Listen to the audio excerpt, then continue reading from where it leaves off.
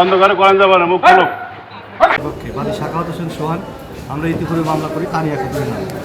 মামলাটা দাখিলের পরে বিজ্ঞ আদালত তদন্তের জন্য ওসিকে নির্দেশ দেন এবং তদন্ত রিপোর্ট আমাদের বাদী পক্ষে আসে। আদালত তদন্ত রিপোর্ট পর্যালোচনা করার পরে রিপোর্টটাকে সামিল করে আসামি ডাব্লিউএ দেয়। গ্রেপ্তারি পরোয়ানা দেওয়ার পরে আসামি স্বেচ্ছায় বিজ্ঞতা আসার পরে আপসভাবে জামিন গ্রহণ করেন। জামিন প্রাপ্ত হওয়ার পরে আমরা সহ উভয় পক্ষের আইনজীবী একাধিকবার এই আসামি এবং বাদীকে নিয়ে আমরা বসছি, কিন্তু এই আসামি কোনো প্রকার কোনো আপোষ মীমাংসা মানেন না। আসামি যা বলবে তাই একতরফা পথ, এবং এই বিষয়টি নিয়ে সরাসরি লিগ্যাল এইডে আপোষ মীমাংসা কথা হয়েছে। লিগ্যাল এইডের কথাও আসামি শোনেন না।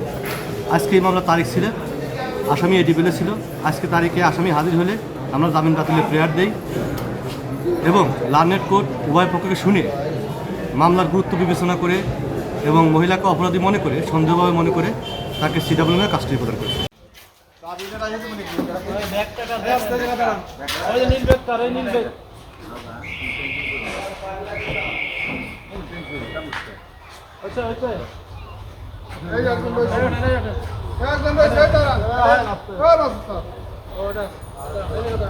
অন্ধকারে করেন যাবো না মুখ খোলো।